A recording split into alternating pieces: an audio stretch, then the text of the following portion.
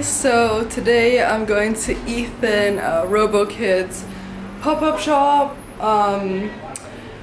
It's gonna be at the Moving Castle store, which is pretty much where I do a lot of these vlogs, I just realized. And so I'm just gonna go to Andrew's place, meet him there, and then we're gonna go over together. And I'm pretty excited because just been kind of living with Ethan before I moved into my own place. So, you know, I was there for the early times, so it's actually really exciting to see it like all come together and everything. It's crazy.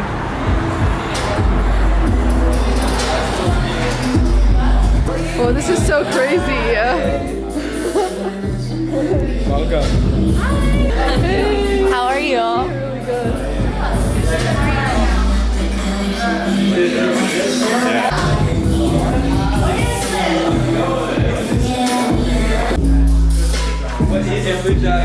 Oh, I should get a picture of you guys in front of it. Actually worked. Oh yeah.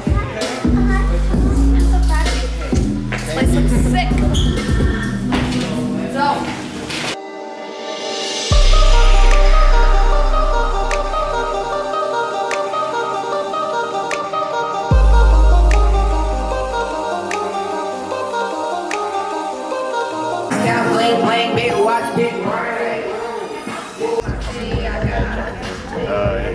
Yeah, it didn't quite happen, but that's okay. Next time. Yeah. But I'm sure it's gonna be a blast. Yeah, I'm excited for that one.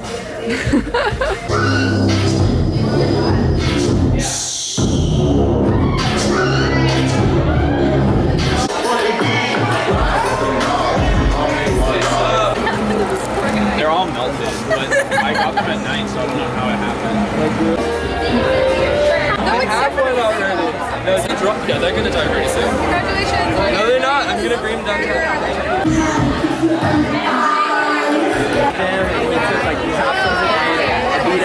Oh, it's a film. Never mind.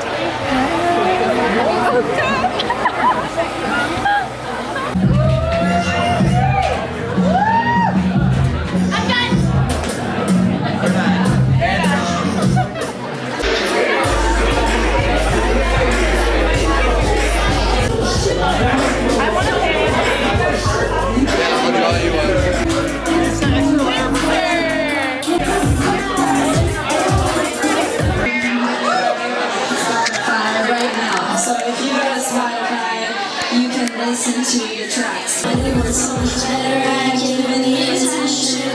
I'm still trying to get feel anxiety while you hit me up when you know I'm tired. What I have to do is go from home and feeling half alive. I wake up every morning looking through your city eyes. I miss you, I miss you, I miss you. Does that mean anything? Hit me up to say you're doing just okay. Is that sincere or some pussy power play?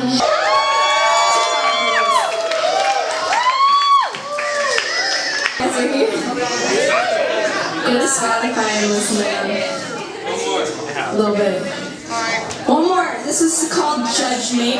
And I'm going to be singing this to all you motherfuckers out there that try to judge me. Go for it. I agree. Let's go.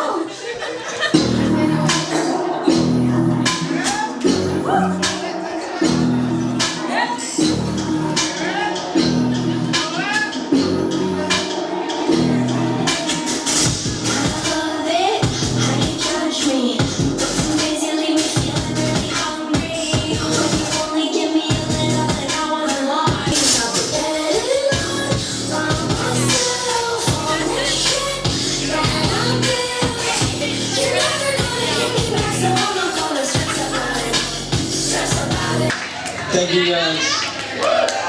The reason my laptop is broken, so it's on its own. Alright. Thanks for coming over.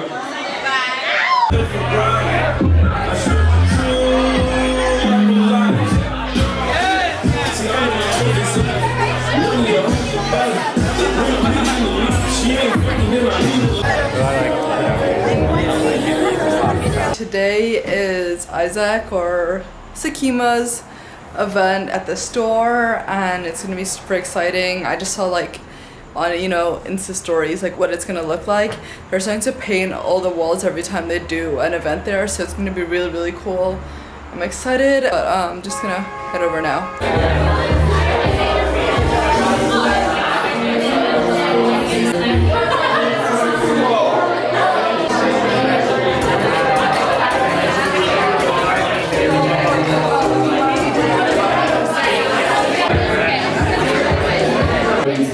socially awkward with me while I sit on this strange couch and talk to you. It would be lovely. I know this is kind of strange, but it'd be really great if there was like some kind of like tiered seating. Invite yourself to sit on this rug, and to sit on the sides, whatever, just so everybody can see my gross face. First of all, I told myself, that's a lot. I told myself that I wasn't going to drink. And before this, and obviously, as you can tell, I'm quite drunk now. This is not going to go to plan. Second of all, I was very ill this week, so I'm not actually going to do anything live. So that's also very awkward for all of you, especially for me. So anyway, so very quickly, thank you so much to Newcastle and Next Wave for letting me use this awesome space. And a huge thank you to my team, manager Blackman, publicist Brett Bureau, over here.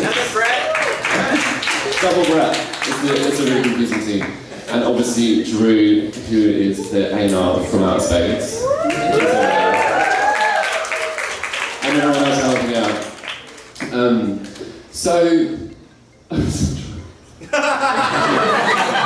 Explanation of who is Ricky, who is he? It's a very important and interesting question, and they're all dying to know.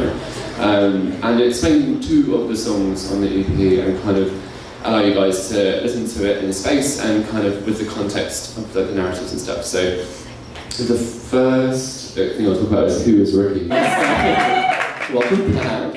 Hope you're refreshed. So who is Ricky? So with every project that I do, I just realised how narcissistic this whole thing is. So with every project I do, I like to, my whole narrative and my whole premise as an artist is to bring queer narratives into the mainstream and talk about the sexuality and the sexual experience of, obviously from my perspective as a gay man, but also for the LGBTQ community as a whole. And so each EP or each project is named after something that relates to what I'm expressing in that way. Ricky is this guy, obviously. He's in the moment of death. I can't say that word. Ricky is a guy. When I was, it was 1998, and I was in, I'm going to say first school. I guess you call it elementary in America. And there's some cultural differences, we'll go through them together. But so it was the first time that I ever really fancied a guy. I was like, but it wasn't like, fuck, I fancy him. I was like, oh, I really fancy him. Because I was 7 years old. And I never fancied anyone before in that way, and equally, I hadn't learned that people don't talk about who they fancy, like, to the person they fancy, like, straight up, and they're very open about it. So I obviously was like, oh, I really fancy this guy Ricky to, like, the whole world. And I realised, I know it was really strange, I remember very clearly this group of girls in my class laughing at me and being like, I was like, why is that funny? Like, I just fancy this guy. And it was the first time that I felt what it's like for people to judge you for your sexuality. And so it's not so much that Ricky was my first crush that is important, it was the moment in my life. But I realised I didn't really fit into society in the way that I wished I could. So that's why I called this second EP Ricky. It was kind of the perfect, I must feel really ill, I'm like so congested, I'm really sorry. So Ricky was just like, I don't know, it felt like this really pertinent way to premise the whole EP and to kind of give more meaning and depth to why I'm doing what I'm doing and to give a direct correlation to my personal experiences that I think is mirrored in everyone who isn't an old white man that's a few years ago who, awfully, I don't remember the name of, just to like give a shit about queer history, who knows. But he's amazing, and he was talking about one of the strange things about being gay or part of the LGBTQ community is that you don't inherit your history, you have to learn it, you have to go out and find it. And that's something that I didn't really realise. And when I started to look into it, there was so much about my heritage that I didn't understand and that I didn't even know existed. And so I wanted to kind of start putting that into music, because I think music, as we probably would agree, everyone being in LA, obviously a lot of music. So I wanted to give that history into the music. It's accessible, it's in the pop sphere. And so that's something that I wanted to share. And Polari, for those who don't know, just reading notes, can you tell? Polari was a form of slang, it's a vocabulary used in Britain in particular. I'm from London, surprise. And but it was used by queer people, especially gay men.